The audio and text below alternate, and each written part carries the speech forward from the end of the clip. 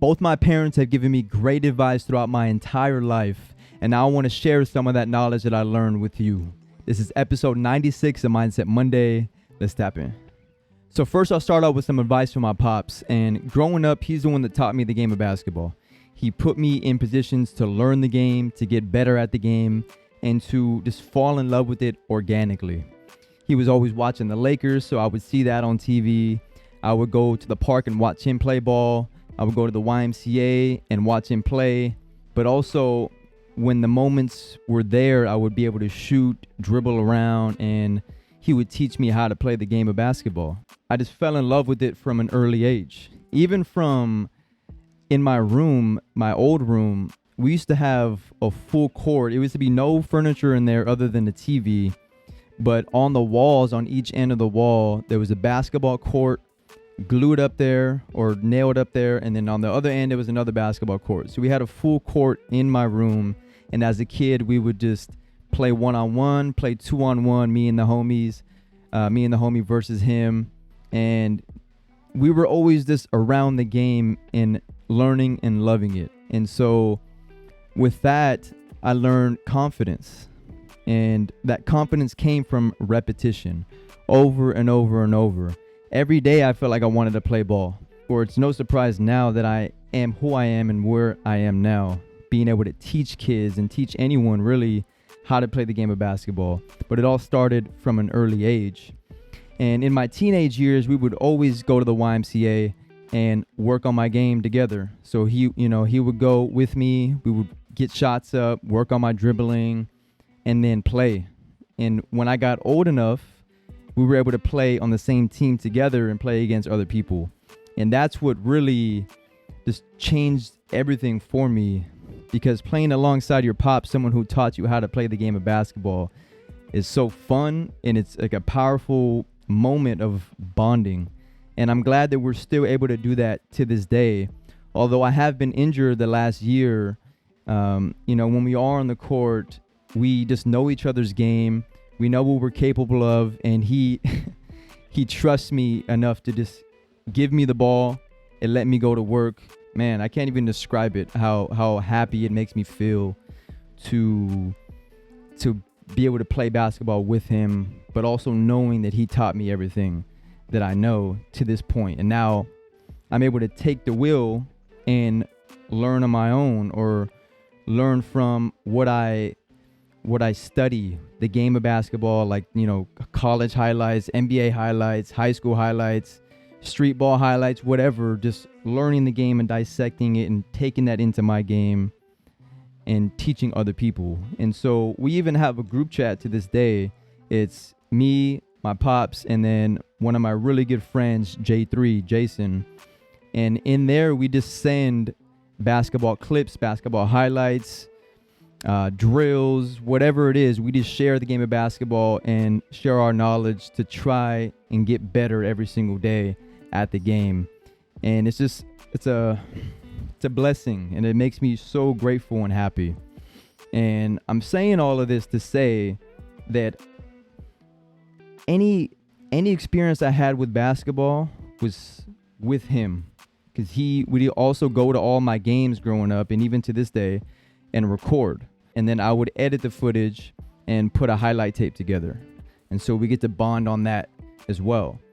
And there's just so much that I've learned from repetition over and over and over, and that's that confidence that I was speaking of. Constant repetition is the path to progression. That's what Nipsey Hussle said. But the story I wanted to share with you was when I was in college, my freshman year, I had a public speaking class, and I had a couple other classes that we needed to present. I had to go in front of people and present, and it's never a comfortable feeling to be up there speaking to an entire class of people who in the beginning you don't know, and you're being graded, and there's a lot of pressure on the line to speak highly, to speak articulately, if that's a word, to speak properly, and to get all your words out in a certain amount of time. And I was always nervous about it. And so the advice that he gave me was, think about the basketball court, is what he told me. You have extreme confidence on the court.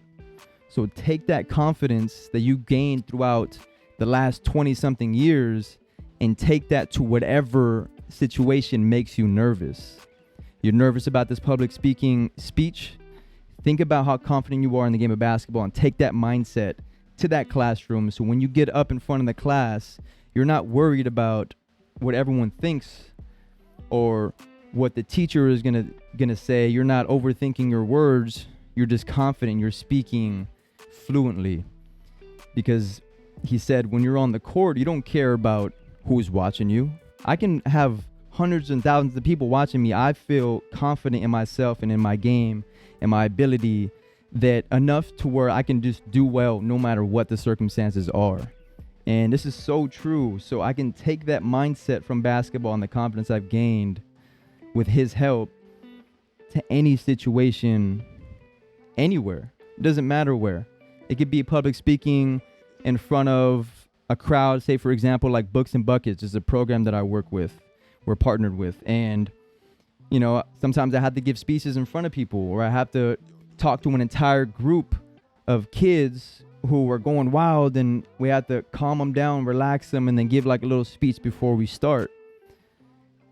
All eyes are on me at that point, but I know what I'm talking about. I'm confident in who I am. I'm confident in what I'm able to bring, and then I just get it done. And so whatever you are confident in, you have to take that mindset and bring that everywhere you go. And if you don't have confidence in anything, that means you have to find something that you love, repetition over and over and over and over and over until you gain confidence, and then have that mindset of, this is what I love to do, this is where I need to be, and then take that mindset and bring it to wherever areas you feel nervous in. And I promise you it's going to work out for you. Start thinking more confidently about the situation that's going to occur. It's all going to work out how it's supposed to. If you're nervous and then you go up to whatever you're going to do and you fail, then you can learn from that. You gain confidence from that. It may bring you down for a minute, maybe one step, but you analyze that situation, think about what happened, what could you have done better, and then go and improve. And then use that as confidence and fuel to push you next time for that not to happen. So that is a piece of advice and the mindset that my dad taught me. And I knew that you guys can benefit from that. So try that out and let me know what you think. Now, the advice that my mom gave me is really closely related to the confidence mindset. And she always told me growing up that it's all about this and this. It's all about your mind. It's all about your heart and your spirit. And if those two things are connected, you can accomplish anything in life. And my biggest fear growing up was, in the game of basketball specifically, was that I was shorter. I didn't look the part. Maybe there's some guys that are stronger, faster.